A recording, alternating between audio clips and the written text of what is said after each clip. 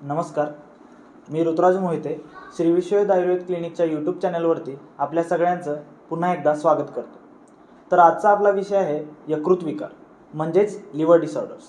तर त्या संदर्भात आपण डॉक्टर प्रमोद उपाध्ये सर यांच्यासोबत संवाद साधणार आहोत. सर गेले 20 वर्ष झाले सांगली येथे प्रॅक्टिस करत आहेत. सांगलीमधील एक सक्सेसफुल आयुर्वेद प्रॅक्टिशनर म्हणून सरांना ओळखले जाते. तर सरांना बेस्ट नॅशनल आयुर्वेद प्रॅक्टिशनर अवॉर्डने सुद्धा सन्मानित करण्यात आलेले आहे. तर नमस्कार सर. तर सर माझा पहिला प्रश्न आहे की यकृत म्हणजे काय आणि त्याची नक्की कारणे काय असतात. यकृत विकार आपण जे म्हणतो मग त्याची कारणं काय, नक्की त्याचे हेतू काय असतील, त्या संदर्भात आपण काय सांगू शकाल. तर आज आपण यकृत विकार म्हणजे लिव्हर डिसऑर्डर्स याच्याबद्दलच बोलणार आहोत.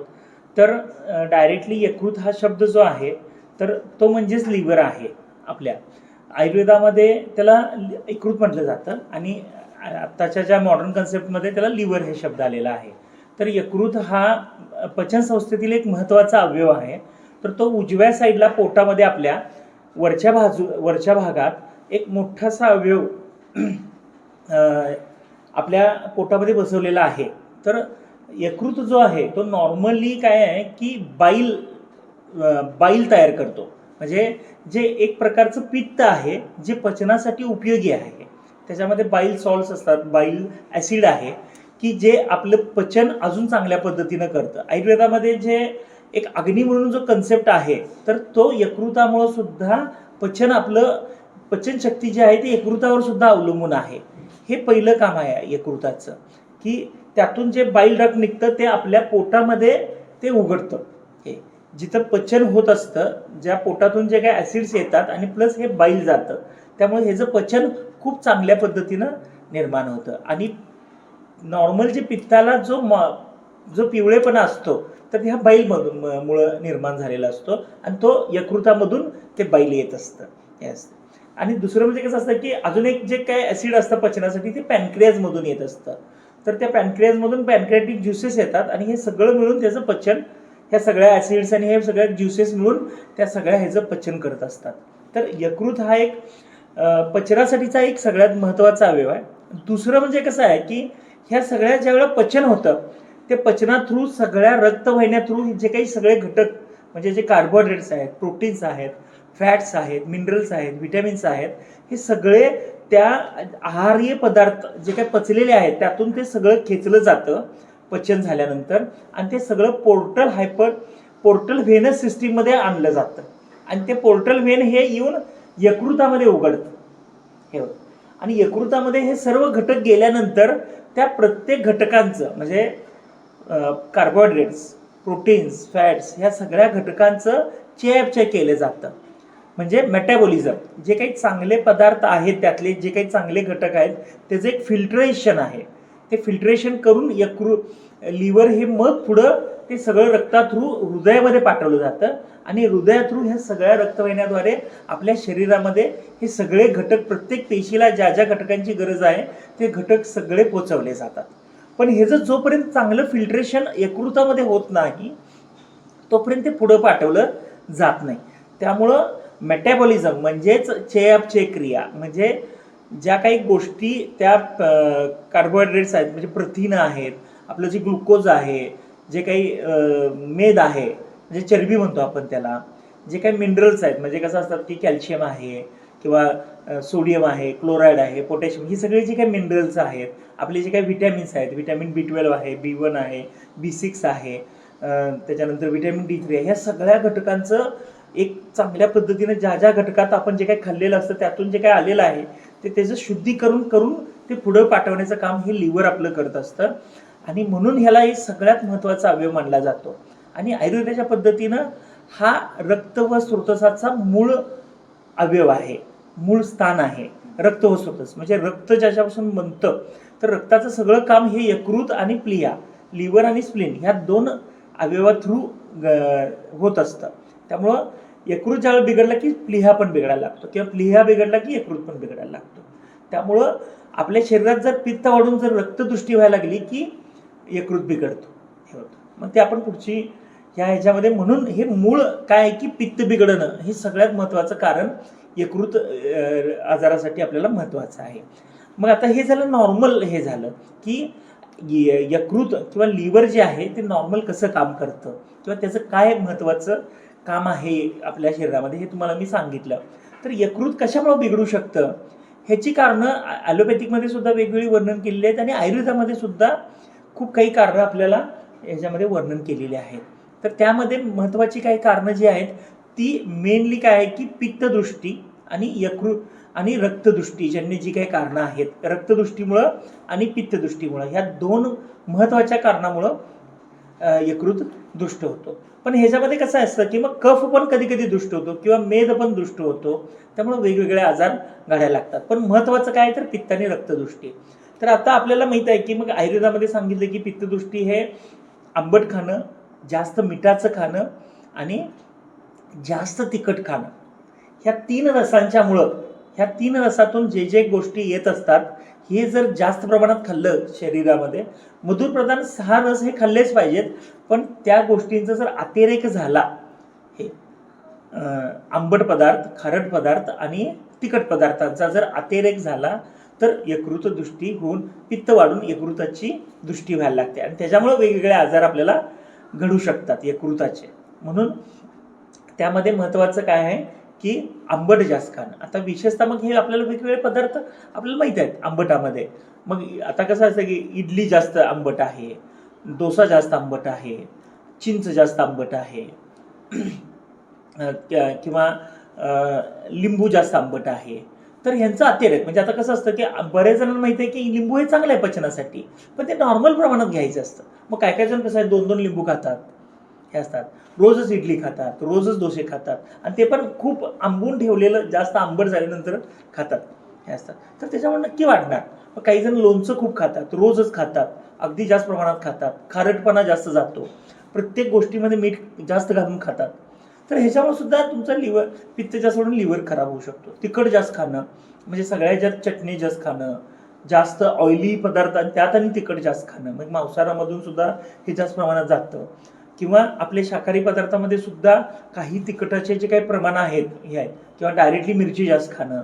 मग आज आपण कोरडे पदार्थ खातो किंवा एखादं भेळ आहे किंवा मिसळ आहे, तर असे सुद्धा जे काही पदार्थ आहेत ज्या थ्रू आपण जास्त प्रमाणात तिखट तळलेले पदार्थ हे जास्त प्रमाणात खाल्ले जातात, त्यामुळे ते पित्त बिघडून यकृताला बिघडवायला चालू करतं, हे करतं. आता जसं मी सांगितलं की आंबट, तेलकट, तिखट आणि हे या गोष्टी, तसं तेलकट पण महत्त्वाचं आहे. स्निग्धम, अतिप्रमाणात स्निग्ध पदार्थ जास्त जाणं. मग कसं आहे की आजकाल आपण हे जे काही पनीर खातोय किंवा चीज खातोय किंवा हे, तर ह्या सुद्धा ज्या जास्त प्रमाणातल्या ज्या मेद वाढवणाऱ्या गोष्टी आहेत, मग तिथं फॅट मेटाबॉलिझम बिघडतं आणि त्यामुळे आजकाल बऱ्याच जणांच्यामध्ये तुम्हाला फॅटी लिव्हर डिसऑर्डर्स खूप यायला लागलेत, हे असतात. आणि ते मग ते फॅटचं मेटाबॉलिझम व्यवस्थित होत नाही, अपचय जास्त होतं आणि तो तिथंच साठून राहतो. जेवढं शरीराला पाहिजे ते चांगलं फॅट खेचतं, नको असलेलं फॅट तिथं साठून राहायला लागतं आणि जर त्याच्यापेक्षा जर ते जास्त हे व्हायला लागलं तर ते हृदयामध्ये जाऊन सुद्धा हृदरोग सुद्धा निर्माण करतं, कारण तेच फॅट ॲथेरोस्क्लेरोसिस निर्माण करतं, हे करतं.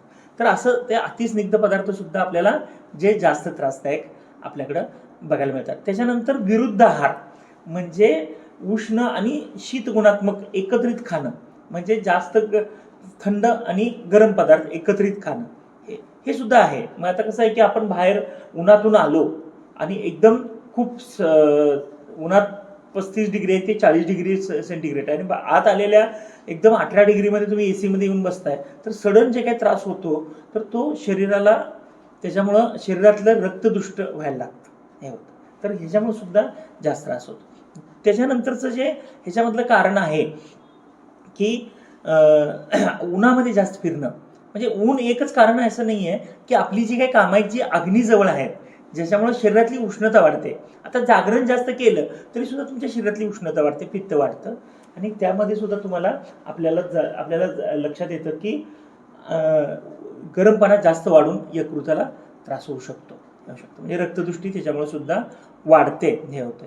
आता हे सोडून जे काही सगळ्यात महत्त्वाची कारणं आहेत ती म्हणजे व्यसनं. मग आपल्याला सगळ्यांना माहीत असतं की मद्यपान करणं, हे करणं. मग आता मद्याचं सुद्धा गुण उष्ण तीक्ष्णच आहे, गरमच आहे, तो त्याला आम्लत्व आणून ते कुजवून ते तयार केलेलं असतं. म्हणजे त्याचा सुद्धा जो आहे तो आंबट तिखटच त्याचा रस आहे, तो जो त्याचा रस लागतो म्हणजे त्याची जी चव आहे ती आंबट आणि तिखटच आहे. आणि ते जर जास्त प्रमाणात पिलं गेलं, जर खाल्लं गेलं नाही तर प्रचंड प्रमाणात जो दारू म्हणतो आपण त्याला, मद्य म्हणतो, तर ते लिव्हरवर त्याचा परिणाम होतो. त्याची उष्णता तीक्ष्णतेमुळे पित्त प्रचंड प्रमाणात वाढायला लागतं आणि हळूहळू हळूहळू लिव्हरचे जे पेशी आहेत त्यात पित्त जर जास्त वाढायला लागलं तर ते खराब व्हायला सुरुवात होते. आणि मग आता कसं आहे की हे लिव्हर एक म्हणजे हे सांगितलं जसं मी दारूचं, तशी इतर सुद्धा काही नार्कोटिक ड्रग्ज आहेत की जी लिव्हरवर सुद्धा घातक परिणाम करतात. म्हणजे चरस आहे, गांजा आहे, ही सुद्धा उष्ण तीक्ष्ण, अफू आहे, तर ही सुद्धा उष्ण तीक्ष्ण आहेत. आत्ताच्या काळामध्ये परत मग तंबाखूचं व्यसन आहे, गुटख्याचं व्यसन आहे, तर हे सुद्धा खूप चुकीच्या पद्धतीचं आहे. दुसरं म्हणजे कसं आहे की खूप उशिरा जेवणं, 3ला जेवणं, दुपारी 4ला जेवणं, रात्री 11ला जेवणं, 12ला जेवणं, तर हे पदार्थ ह्या याच्यामुळे सुद्धा पचन बिघडतं आणि पित्त खूप वाढायला लागतं हे असतं.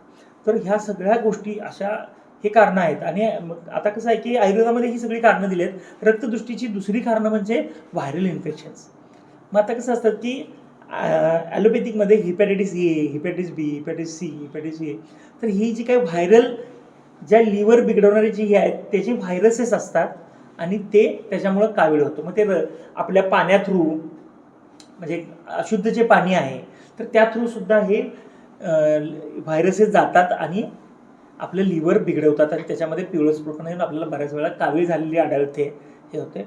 आणि ह्याच्यामुळं म्हणजे हे व्हायरल इन्फेक्शनसुद्धा त्यामध्ये महत्त्वाचं आहे. इतर सुद्धा काही गोष्टींचं म्हणजे विशेषतः ताम्र जे आहे ह्याचं जे विष आहे तर त्याच्यामुळे सुद्धा लिव्हर बिघडतो.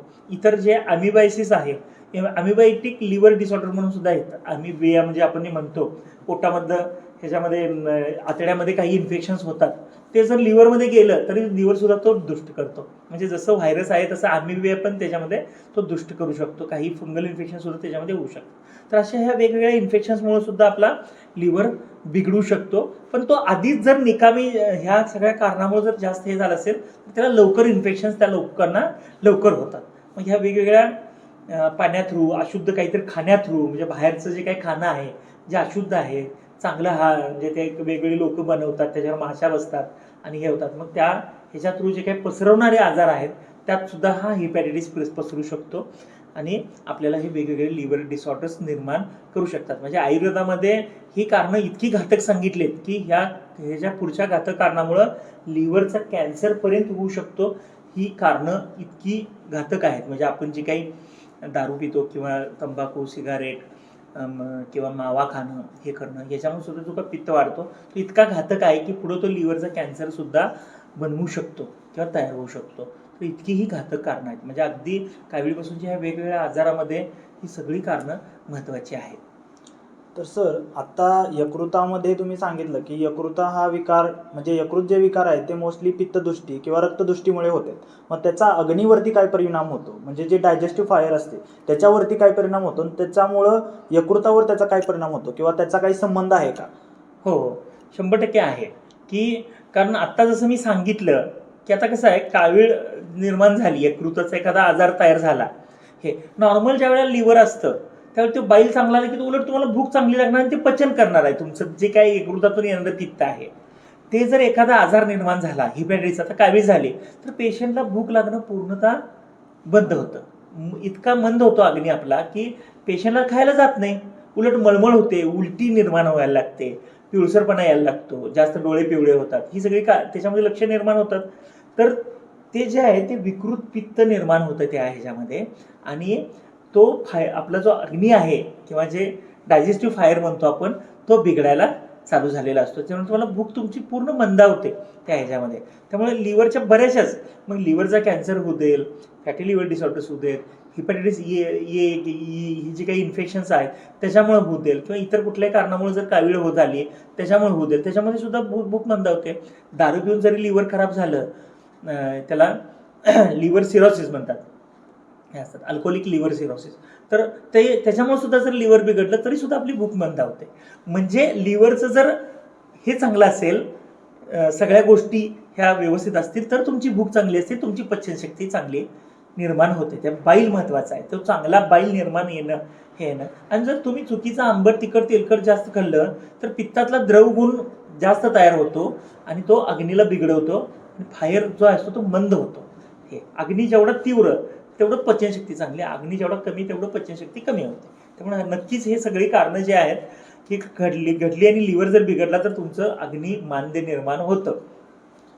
तर सर, आता तुम्ही सांगितलं की यकृत विकार झाल्यामुळे पेशंटला कावीळ जर झाली असेल तर त्याला पिवळी मूत्रप्रवृत्ती होणं, डोळे पिवळे होणं, त्वचा पिवळे होणं ही लक्षणं तुम्ही सांगितलीत. त्याचबरोबर अजून कोणते आजार आहेत ज्याच्यामध्ये वेगवेगळी लक्षणं आढळतात, त्यात कोणती लक्षणं असतील त्याबद्दल तुम्ही काय सांगू शकता?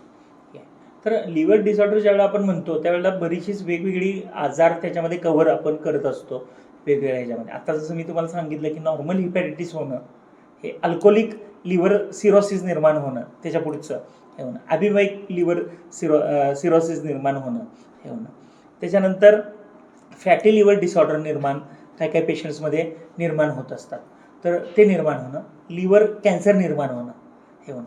तर अशा अजून काही त्याच्यामध्ये आजार आपल्याला दिसतात वेगवेगळे हे असतात की त्याच्यामुळं हे लिव्हरचे वेगवेगळे आपल्याला आजार दिसतात. आणि त्याच्यामध्ये मेनली लक्षणं काय निर्माण होतात लिव्हरच्या ह्याच्यामध्ये, तर मेनली लिव्हरची साईज वाढायला लागते हे असते. तर ते आपल्याला सोनोग्राफी रिपोर्ट्समध्ये कळतं किंवा आपण ज्यावेळी डॉक्टर तपासतो उजव्या साईडला त्यावेळी लिव्हरवर हात आल्यानंतर लिव्हर वाढलेलं दिसतं, लिव्हर साक्षात हाताला लागायला लागतं, ते इतकं वाढलेलं असतं आणि तिथं दाबलं की पेशंटला दुखतं पोटामध्ये, म्हणजे लिव्हर वाढलेलं एक लक्षण आहे त्याच्यामध्ये हे. आणि त्या ठिकाणी दुखायला लागतं. दुसरी जे काय आहे सगळ्यात मेन कुठलं ह्या सगळ्या ह्याच्यामध्ये मेन काय लक्षण असतं की भूक मंदावतं सगळ्यात. दुसरं लक्षण काय आहे की मळमळतं हे. तिसरं लक्षण उलट्या व्हायला लागतं हे होतं. चौथं लक्षण काय आहे की बऱ्याच वेळेला डोळे पिवळे होतात हे होतात. नंतर पिवळेपणा इतका वाढायला लागतो की अंगभर पिवळेपणा येतो. आपले हे जे काही तळ हात आहेत, तळ पाय आहेत, चेहरा आहे, तिथं सुद्धा पिवळसरपणा जास्त पसरायला लागतो, अंगभर पूर्ण पिवळसरपणा पसरायला लागतो. लघवीमध्ये प्रचंड पिवळसरपणा यायला लागतो. फक्त एकच आजार असा आहे आणि त्याच्यानंतर संडासमध्ये सुद्धा पिवळसरपणा जास्त दिसतो की ज्यामध्ये आपल्या जी पित्ताची पिशवी आहे, गॉल ब्लॅडर म्हणतात त्याला, त्याच्यामध्ये जर पित्ताचे खडे निर्माण झाले तर ते खडे अडकतात आणि ते बाईल खाली जात नाही आणि ते पूर्ण शरीरावर पसरतं. बाकीकडे पिवळेपणा येतो पण मळ जो असतो तो जास्त पिवळट दिसत नाही. तो तीळ जे असतं त्यातनं तेल काढल्यानंतर त्याची जी पेंड निर्माण होते तसं तो एकदम ग्रे कलरचा पांढरट रंगाचा मळ त्याच्यामध्ये निर्माण व्हायला चालू होतो. तर तो एकच आजार तसा आहे हे असतं. मग आता कसं असतं की लिव्हर ज्यावेळेला कॅन्सरपर्यंत ज्यावेळेला पोचतो किंवा हे होतो तर त्यामध्ये पेशंटमध्ये प्रचंड थकवा निर्माण होतो. पेशंटला उभं राहणं सुद्धा कठीण होतं. त्याच्यामध्ये रक्त खूप कमी होतं. रक्ताचं प्रमाण जे आहे म्हणजे नॉर्मली 13च्या वर जे HB असतं तर बऱ्याच पेशंटमध्ये 7, 8, 5पर्यंत सुद्धा रक्ताचं प्रमाण हे. आणि ते जेवढं फास्टली कमी येतं तेवढं पेशंटला इतका थकवा यायला लागतं. काही खाल्लं तरी त्याच्यामध्ये उलट्या व्हायला चालू होतात, पोटात दुखायला चालू होतं. म्हणजे पेन्स त्याच्यामध्ये जास्त असतात कॅन्सरसारख्या आजारामध्ये की पोटामध्ये दुखणं हे लक्षण त्याच्यामध्ये तुम्हाला जास्त आहे. नॉर्मल हिपॅटायटिसमध्ये नॉर्मल दुखणं असतं पण ह्याच्यामध्ये हे थोडंसं जास्त दुखणं असतं. आणि ज्या वेळेला कावीळ जास्त वाढते किंवा दारू पिल्यामुळं किंवा इतर काही कारणामुळे जर लिव्हर खूप दिवस खराब होऊन राहिला आणि खूप दिवस जर कावीळ राहिली तर आपला जो पोट असतो तर त्या पोटाच्या ह्याच्यामध्ये आतल्या ह्याच्यामध्ये पाणी तयार होतं. त्याला असायटिस म्हणतात आणि आयुर्वेदामध्ये त्याला उदर रोग म्हणतात. यकृत, दाल्योदर, प्लिहोदर म्हणजे स्प्लीन पण मोठी होते, त्यात लिव्हर पण मोठं होतं आणि त्याच्यामध्ये प्रचंड प्रमाणात पाणी साठून हात पाय एकदम बारीक होतात, पेशंटला ताकद नसते आणि पोटाचा नगारा तयार होतो. म्हणजे नगारासारखं पोट इतकं एखाद्या प्रेग्नंट वुमनसारखं पोट इतकं मोठं होतं, त्याच्यामध्ये पाणी प्रचंड भरतं. पाणी इतकं भरतं कधी कधी की श्वास घ्यायला सुद्धा पेशंटला त्रास व्हायला लागतो.